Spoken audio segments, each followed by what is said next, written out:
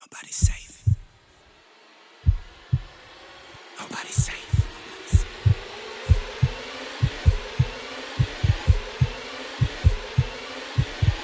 Tiens, Merci beaucoup frérot. petit secret de boutique, avant de faire une vidéo importante avec un pro de MMA, faites-lui un petit cadeau, genre un ours en peluche, un bouquin, n'importe quoi, comme ça l'attendrait un petit peu et au moins on est sûr qu'on est dans une bonne disposition globale. Après normalement le sparring il se passera bien du coup. Nickel. Les soldats, bonjour à tous et bienvenue dans cette exceptionnelle vidéo dans laquelle j'ai la chance, le plaisir et l'honneur d'être aux côtés de Bayzengour Shamsudinov alias Baki. Mon gars, merci infiniment de nous accueillir ici au MMA Factory by Venom à Rungis. Et aujourd'hui, j'espère que vous êtes prêts parce que vous allez en prendre plein les yeux. C'est parti. Est-ce que tu pourrais, pour les gens qui ne te connaissent pas, te présenter, nous parler de ton parcours, de ton évolution? Ça m'intéresse beaucoup. Bah alors moi je suis combattant professionnel. En fait le truc qui fait que je commence à bien monter et que les gens m'apprécient, c'est souvent que je suis jeune et invaincu. Donc voilà, j'ai 21 ans. Parce que tu as 21 ans, rappelons-le. Ouais. Voilà. Vous savez ce moment où on a un peu la boule au ventre là, comme dirait mon ami Greg MMA, où on mouille les couches, c'est tout de suite. C'est juste avant de passer à l'échauffement et de rentrer dans la fosse au lion. Laissez-moi sortir, laissez-moi sortir.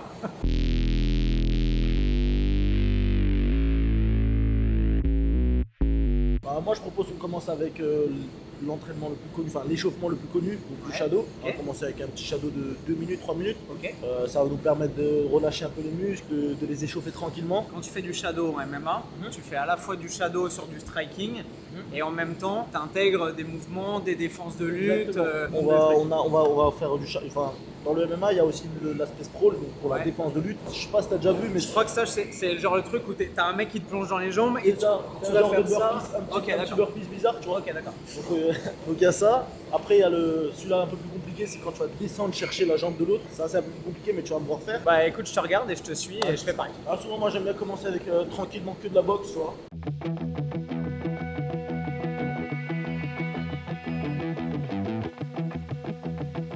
Là on va faire le fameux sprawl. Et là, boum, tu regardes devant, c'est très important. Et en gros, le sprawl, ce qui est important, c'est vraiment comme tu fais là. Ouais. C'est vraiment d'appuyer avec les hanches. D'appuyer avec tes hanches comme si le mec il te chargeait et C'est ça. t'essayais de le bloquer. C'est ça, parce que si tu fais un sprawl un peu burpees comme ça, lui, ça va pas l'empêcher de Et tu vas continuer. reculer sur 5 mètres. C'est même pas qu'il les pieds. C'est même pas qu'il va reculer, c'est qu'il va continuer en fait à chercher ta jambe. Alors que là, ça va vraiment son. Ok, si tu l'écrases et que t'es là, tu contrôles, t'es au-dessus quoi. Ok. Exactement. Les pieds, ça a une importance. C'est mieux Tu comme crochettes, ça. Tu crochettes pas. Moi C'est j'aime mieux bien comme ça. crocheter, ouais, c'est mieux comme ça. Ok, d'accord. En fait, tu vas retourner la Tu vas situation. te mettre dans la purée. Ok. C'est ça. C'est important aussi en MMA, surtout quand tu es le lutteur, Ouais. de faire des feintes de changement de niveau. Ça veut dire je suis là, je vais là. Ok. Je boxe pas juste comme un boxeur, je suis toujours là comme ça parce que Du coup, tu te sers de ta menace de lutte pour que le mec il Exactement. soit sur ses gardes et qu'il dise oh, quand est-ce qu'il va m'emmener et à la limite pouvoir rentrer avec des gros Exactement. crosses. Ok, d'accord. là, il a étudié le sujet avant de venir. Bah, en fait, ça paraît logique quand je te vois bouger, parce que quand je le vois, je me dis déjà tout est mortel, tout est létal, mais c'est vrai que le striking, forcément, ça crée une menace, et en même temps, j'ai pas envie que tu m'amènes au sol. Donc si je te vois commencer à descendre, instinctivement, je pense que je vais faire des trucs de merde en essayant de. C'est souvent aussi comme ça que le lutteur peut finalement gagner même en striking contre un striker parce qu'il va utiliser la menace d'emmener au sol pour jouer sur le striking de l'adversaire. Tu vois. Ça veut dire si t'es meilleur striker que moi et qu'on faisait vraiment un pur combat de boxe, tu En fait, m'aurais- il faut que tu m'empêches de frapper et de mettre en place mon jeu pour te cadrer et pouvoir. Ok. On va faire une petite feinte et on va descendre pour de vrai. Donc ça donnerait. Mais là, on frappe, on fait une feinte, on percute, on va chercher vraiment. Tout le truc que j'ai même pas compris, mais en gros, au moment où tu descends, tu fais ta feinte, et pour descendre, tu vas descendre ton centre de ça. gravité. Quand tu fais ça, c'est comme si tu simulais que tu as pris la jambe du mec. C'est ça. Tu vas prendre la jambe et là, en fait, tu vas avancer. Exactement. C'est vraiment, c'est pas tu te jettes sur le genou, c'est vraiment cette jambe qui fait le taf et le genou il est juste vraiment là pour récupérer. Tu hanches, Là, celui-là ça va se poser et celui-là il va traverser. ton genou avant, il pose en fait. Ouais. Tu chopes Là, là, continue d'avancer ta jambe, voilà. et ensuite, une fois que tu as pris, exactement. tu vas passer dessous. Donc là, en gros, au moment où tu passes dessous, C'est que t'as déjà la en jambe. vrai, c'est tes hanches qui poussent et là, le mec, il est. Et ça, c'est sur un single leg quand Ça t'as c'est fait sur un une seule. single leg, ouais. Un double leg, souvent on pose même pas le genou. Genre moi perso je le fais en shadow pour m'échauffer, mais j'aime pas trop poser le genou parce que c'est dangereux un Ok. peu.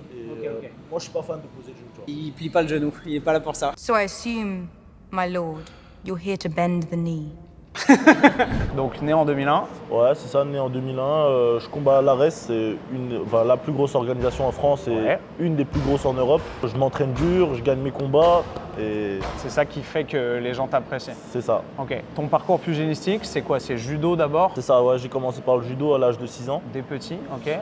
J'ai eu ma ceinture noire à 16 ans, je crois. Ok. Et après, je me suis mis dans le MMA et Pour toi, c'était important d'aller jusqu'à la ceinture noire et de verrouiller ce niveau technique? Moi, c'était pas forcément très important, mais déjà, il y avait mes parents qui me disaient c'est dommage de s'arrêter avant la ceinture noire. Logique. Et en vrai, vu que j'ai 15-16 ans, autant continuer. Et en Ouais. plus, le judo aujourd'hui, ça m'est utile en MMA puisque je le réadapte très bien, tu vois. Ouais, c'est ce que j'ai vu dans beaucoup de tes combats et interviews, c'est que tu dis que tu as su transitionner de ce judo qui est très adapté au judo avec l'appréhension, le kumikata et tout machin, à la lutte du MMA. C'est ça. Et on l'a vu beaucoup dans tes oppositions, mais sur les balayages, sur des trucs auxquels tes adversaires sont en fait pas du tout habitués finalement. C'est ça, parce qu'en fait, aujourd'hui, dans le MMA, la plupart des gens qui veulent lutter, ce Ouais. sera souvent avec des grosses attaques du genre double leg, tu sais, ils vont choper les deux jambes, single leg, une jambe. Ouais. Mais tu sais, les gens, ils commencent à être habitués, ils font Ouais. des sprawls, ils commencent à défendre contre la cage. Donc le fait d'arriver avec des balayages, des prises de judo, des mouvements de hanche, bah, les gens, ils sont surpris. Et moi, ça me fait prendre un avantage de ouf, tu vois. C'est génial ça, c'est ultra intéressant parce que finalement, il y a toute cette première vieille entre guillemets génération de combattants de MMA qui maintenant sont quasiment à la retraite, qui eux arrivaient tous de sports différents.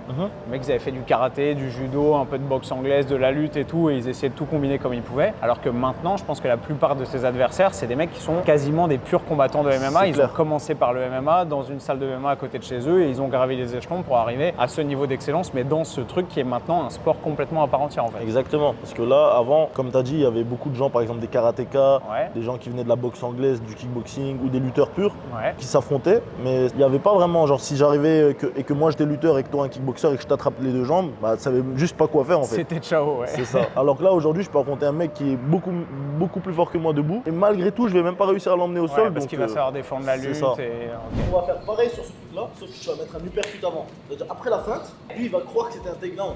Tu vas lui mettre un uppercut du droit. Ok, pour monter la garde. Voilà. Et du coup, ensuite, tu vas Exactement, plonger. Exactement. Ok, tu fais ta fin de l'amener, Et uppercut. tu descends pour de vrai. Là, merde, voilà. Ouais, vas-y, continue. Ouais, c'est bien.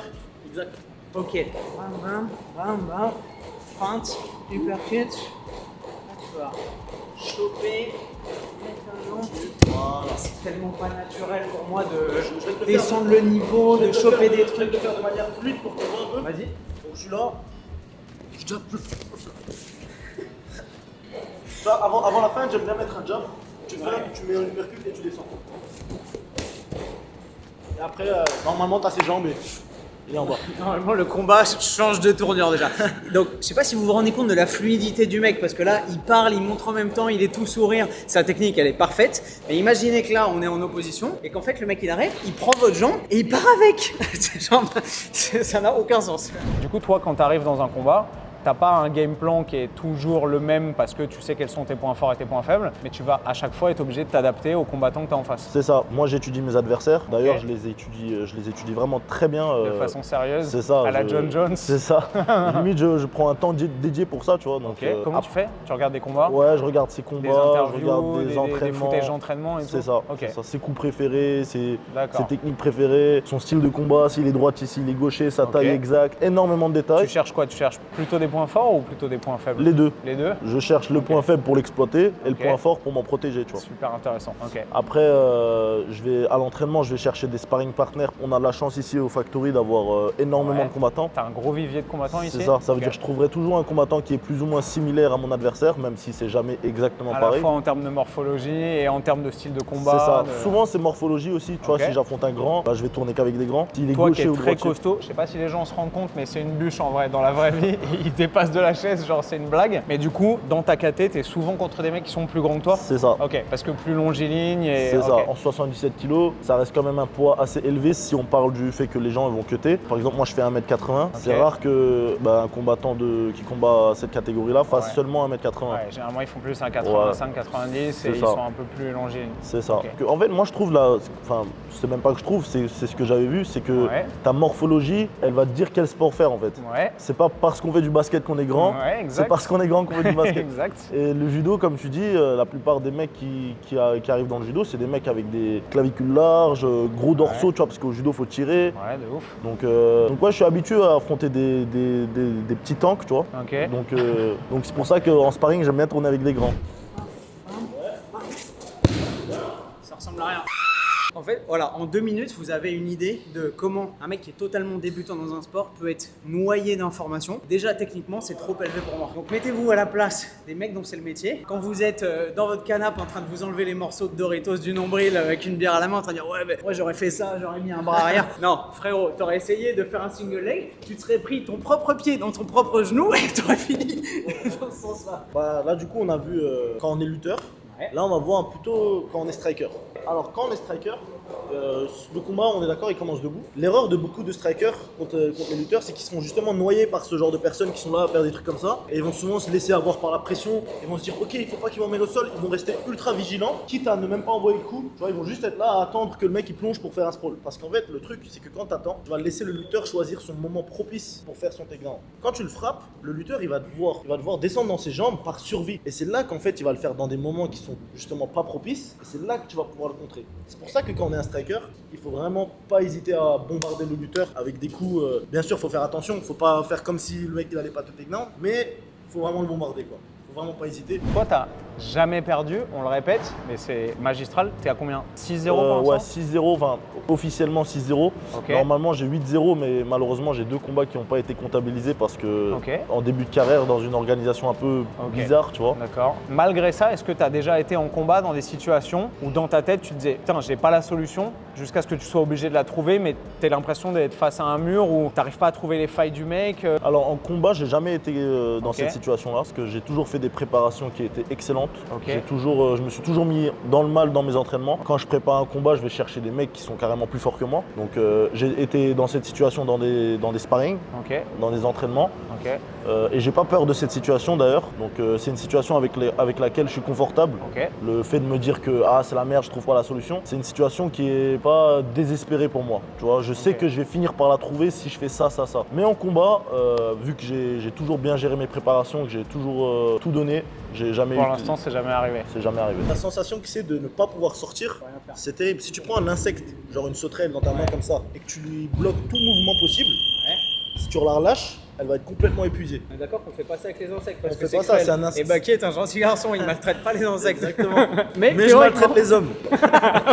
Et du coup, je le fais Je avec suis les hommes. une mythe en pullover, du coup. Est-ce que vous êtes classé dans la catégorie humain Négatif. Je suis une mythe en pullover. Et du coup, ça marche pareil avec les hommes. Ça veut dire un homme que tu bloques complètement, il va être toujours dans une recherche de liberté, dans une recherche de se relever en fait. Et cette recherche va l'épuiser, mais d'une manière, c'est terrible. Bienvenue dans votre pire cauchemar. Exactement. Ton premier combat, par exemple, tu avais l'impression d'être plus impressionnable et peut-être moins attentif aux détails et tout, et maintenant tu as l'impression de voir beaucoup plus de trucs, Bien sûr. de sentir, de relever beaucoup plus de détails, d'être plus vigilant et en même temps de capter plus d'infos. Bien sûr, avec les années dans le MMA, dans le fait d'être dans cette difficulté constante, parce Ouais. que même si on combat pas très souvent, on s'entraîne tous les jours et Ok. on est chaque jour dans la difficulté, on sort de notre zone de confort. Et si tu prends mon premier combat, Ouais. c'était juste, comme tu disais avant, moi tu sais, je venais du judo, Ouais. je suis rentré, je l'ai emmené au sol et j'ai fini comme ça. Alors qu'aujourd'hui, même si mon point fort, ça reste quand même le fait d'emmener les gens au sol, Ouais. je vais prendre mon temps, je vais striker, je vais essayer de choisir le moment propice pour l'emmener au sol, Ouais. parce que si tu l'emmènes juste comme ça par brutalité, si le mec il défend bien, tu vas te fatiguer de ouf, tu vois. Ou tu vas faire une erreur technique, ou tu Exactement. vas t'exposer à prendre un genou, un contre, un Un truc. genou, tu donnes mal ton coup, il te fait une guillotine, c'est très très dangereux, surtout à ce niveau-là, tu vois. Ok. Donc là, si tu veux, pour illustrer un peu le propos, je vais te montrer des exemples, des techniques qui permettent de noyer l'adversaire. Très chaud. Souvent, moi, ce que j'aime bien faire, c'est contre la cage. Parce que c'est contre la cage que je suis très fort. Comme tu as dit, je viens du judo. Et le fait d'être contre la cage, ça me permet d'être sûr qu'il va pas se pôle déjà. Parce que si le mec il est comme ça, Tu peux pas envoyer tes hanches en arrière. c'est ça. Ça me permet de mettre mes balayage en place. Parce que le mec, il peut pas vraiment retirer ses jambes en arrière, à part sur les côtés. Et ça, bien sûr, je vais le prévoir. Tu sens là, j'ai l'impression de voir un échiquier. Il y a des cases noires et des cases blanches. Et Baki, il a un pion maîtresse sur toutes les cases. Genre, tu vas à droite, t'es mort, tu vas à gauche, t'es mort, tu peux reculer, tu peux pas, et t'avances, il y a Baki. Donc, Exactement. c'est rigolo. Mais la cage, elle peut aussi servir à la personne qui veut se relever. Parce que t'as un appui de plus. Exactement. Enfin, au moins, t'es stable. Exactement. Ça veut dire quand le mec il veut continuer de m'emmener au sol alors que je suis là, bah, il va m'emmener au sol à part sur les côtés. C'est-à-dire qu'à la limite, tu peux prendre tes jambes et partir avec dans ce sens-là pour te mettre sur le C'est dos, ça. mais il va pas pouvoir te pousser pour partir. Exactement. Ouais, c'est-à-dire que c'est à la fois un gros inconvénient, mais en même temps, si tu as une bonne cage defense, je pense que tu peux t'en servir pour. C'est celui qui va réussir à mieux utiliser cette cage comme allié qui va remporter la victoire. Vraiment intéressant, c'est que tu vois qu'il y a une telle grammaire technique qu'il n'y a jamais de vrai moment où tu es foncièrement dans la merde. Enfin, sauf si tu es dans mon dos et avec une grille comme ça. Mais en vrai, si tu es très créatif et que tu maîtrises tous les éléments du combat, même si tu es, je sais pas moi, Royler Gracie, tu es sur le dos avec un mec plus lourd que toi dessus, tu peux quand même arriver à retourner la situation en ta faveur parce que tu as les outils, les armes et la vista pour voir ce qui va se passer. Tu as travaillé, tu as déjà été dans cette situation, tu sais qu'est-ce qui va marcher pour se sortir de cette situation merdique, comme tu dis. Tu vois. Et maintenant, avec l'expérience, parce que tu as 6 combats, ce qui est déjà monstrueux en MMA pro, mais c'est pas non plus genre comme en Thaïlande où les mecs, les Senshai, ils ont 300, 400 combats et t'as l'impression qu'ils font ça depuis qu'ils ont 4 ans. Après, eux, ils combattent tous les samedis, tu vois. Ils font pas de cutting, etc. Et en Thaïlande, ils s'en foutent un peu de la défaite. Ouais. Eux, ils sont pas là. Et des points de suture, c'est et ça. ouais. C'est ça. Nous, les combattants MMA, en tout cas en Europe, tu vois, quand tu veux réussir à l'UFC, etc., c'est vraiment comme une carrière que tu gères ça. Ouais. C'est vraiment comme un business. Donc perdre, c'est vraiment, c'est terrible. Surtout C'est mauvais pour ton ranking, c'est De mauvais pour tes stats. c'est mauvais pour ta hype, parce Ouais. qu'en fait, aujourd'hui, la hype du combattant, c'est ce qui fait un peu tout. On cherche toujours à avoir le bras en dessous. Parce que quand tu es en dessous, tu as le centre de gravité plus bas et tu peux manœuvrer. C'est Genre ça. là, je peux rien faire en vrai. Bah là en vrai, à moins que tu rentres le tien ici, là on est à 50-50, tu vois. Ok, mais de sinon, ce côté-là, là, là, je- j'ai aucune force parce que je peux pas passer comme ça. Exactement. On n'oublie pas qu'il y a les coups, donc là, je peux me faire marbrer de tous les Exactement. côtés. Ici, moi, ce que j'aime, c'est avoir un peu la position on appelle ça un dragon, en fait. D'être comme ça, parce que ça me permet d'être sûr que tu Ouais, vas là, pas je peux parer. pas repasser devant. Ouais, tu vas faire ça. Je peux essayer, Et mais. moi, je vais refaire ça, en fait. Tu vois ce que je veux dire C'est un Constamment. Shifumi en fait. Le mec, il aura forcément les jambes écartées. Ouais, parce qu'il va essayer de descendre son centre de gravité et d'être plus Parce stable. que les insérés, en fait, je fais un double leg et c'est gagné pour Ouais, moi. si je suis comme ça, j'ai. Je fais ça ouais, et c'est fini, quoi. C'est bisous, ok. Le mec, il va écarter. Ok. Et moi, je vais en fait mettre. Tu vas essayer de mettre tout son poids là-dessus. Exactement. Pour qu'ensuite, quand tu supprimes l'appui, ça part direct. Soit je vais le retirer avec le pied, si j'ai Ouais, la place. ou la quoi. main même. Voilà. Ou si j'ai vraiment peu de place, je vais descendre même avec la main. Ok, et là, tirer. ça part. Exactement. Ok. Et là, D'ici- c'est plus le même combat. Quoi. Ah, là, Parce c'est. que là, je peux plus me relever. Là, tu rentres dans la noyade. Là, t'es sous l'eau. Là, j'ai plus le.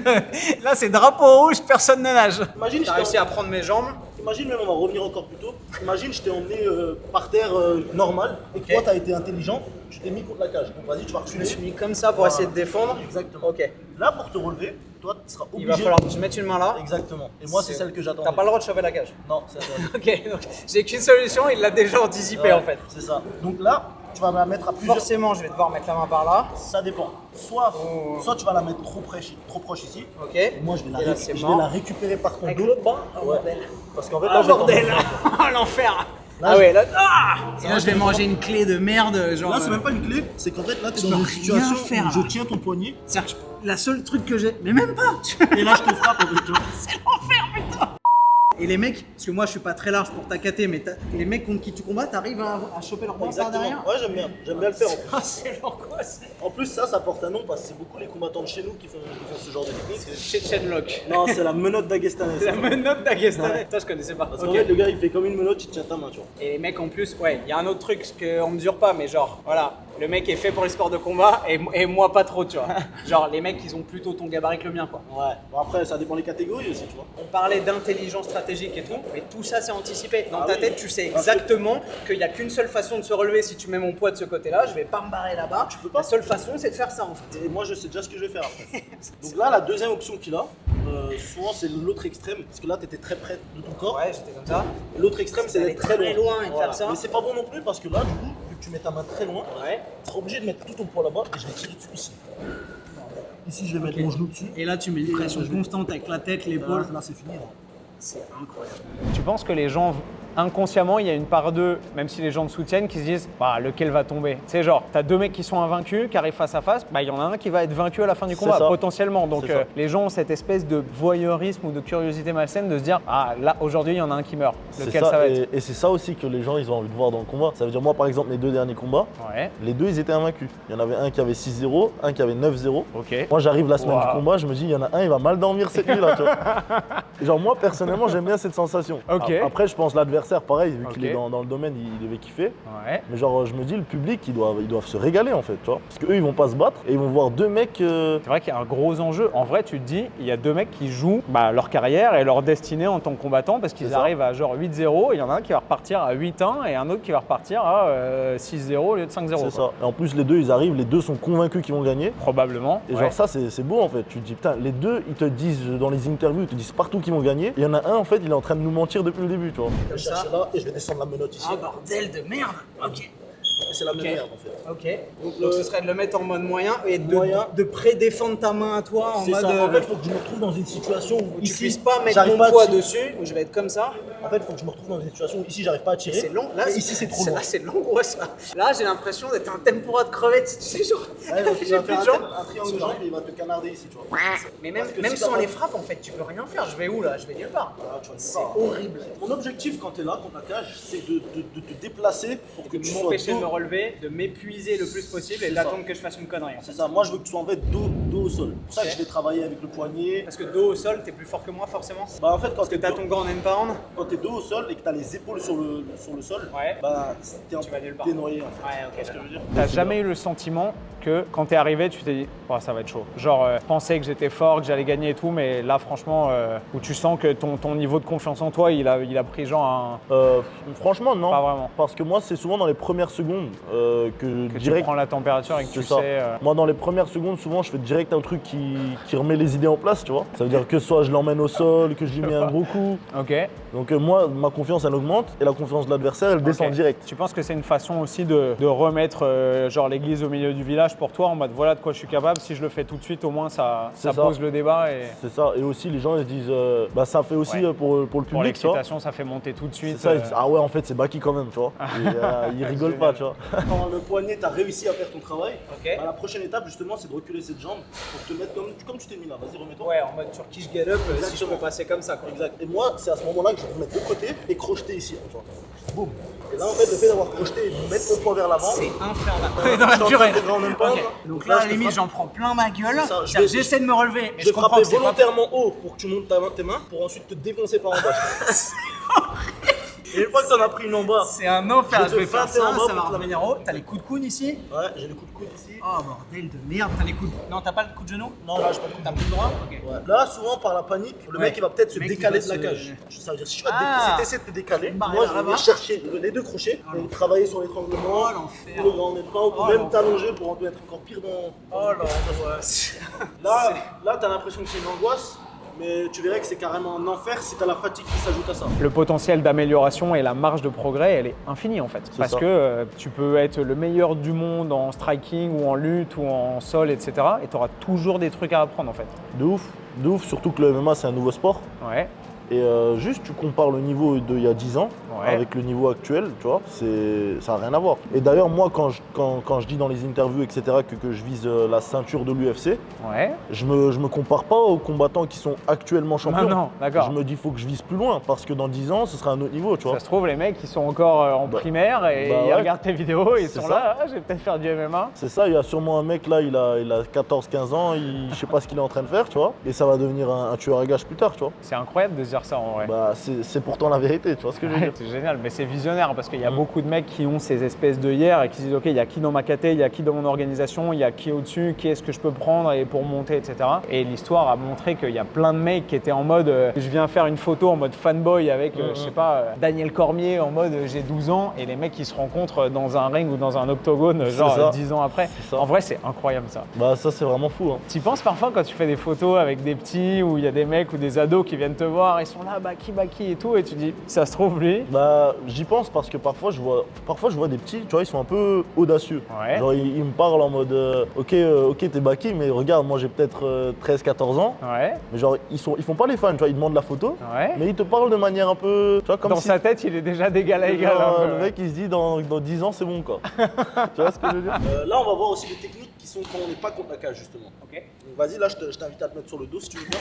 En grappling, en tout cas, ça, c'est ce qu'on appelle être dans la garde. Si t'es sur le dos, t'essayes au moins d'avoir ça. Voilà. De contrôler le mec avec tes jambes. Exactement. Mais en MMA, cette position pour moi elle est très favorable. Parce que là, t'as tout ton grand Parce que là, épaule, je te t'as les frappe. coudes. Je te frappe et surtout tes jambes, c'est bah, l'enfer. tu peux pas Tu les peux rien soulever. faire avec. Voilà, exactement. Donc à la limite, je peux genre projeter derrière si j'y arrive. C'est ça. Essayer de te rapprocher le Pour me plus faire des possible pour menaces. pas prendre de coups. Pour me faire des menaces de soumission. tu vois. Parce que C'est- t'as quand même des mecs qui gagnent depuis cette position. Exactement, parce qu'en fait à partir de là, toi t'as beaucoup de soumissions disponibles. T'as des guillotines, t'as Guillotine, des le clés de triangle, bras, d'épaule. triangle, Ok. clé de bras, kimura, t'as beaucoup de... Là, on rentre dans la partie plus JJB en fait. Ouais, là, Enfin, c'est- grappling. C'est ça, mais il y a quand même les coups. Ça veut dire que si je t'en mets un, tu peux oublier toutes tes techniques. Oui. Parce que toutes tes recettes là, tu peux les oublier. Tu tu vois. passes de ceinture noire à ceinture blanche Exactement. avec un seul coup. Exactement. Ok. Non, je sais plus c'est quel coach qui disait ça, mais on disait que chaque parpaing que tu prenais, tu descendais d'une ceinture. C'est super intéressant, je n'ai jamais vu ça. Ouais. Ok. Psychologiquement, je pense que c'est ton cas. Tu es un mec extrêmement posé, calme. T'as beau avoir 21 ans, ça fait 20 minutes qu'on parle ensemble. Je sens que tu es un mec, tu vois, genre intelligent, rationnel, qui analyse son environnement, qui est stratège, etc. Et il y a beaucoup de mecs dans les sports de combat qui, contrairement à ce qu'on pense, sont pas des têtes brûlées, des mecs qui sont en mode cow-boy, vas-y, je suis là pour la bagarre et tout, et qui sont au contraire très calmes, très posés, très analytiques. Bien sûr, parce que c'est en vrai, les brutes un peu, le cliché de la brute sans cervelle, Ouais. il peut commencer le MMA, mais souvent il ira même pas dans le monde professionnel. Parce que le monde professionnel, c'est un autre monde en fait, tu vois. C'est juste être un mec qui a envie d'envoyer des parpaings, qui frappe fort et qui se dit qu'il tombe pas KO, c'est des... Faut aller faire des concours de baffe. Je te jure. Alors qu'un vrai combattant, c'est des mecs qui. C'est un art en fait le combat. Faut être intelligent.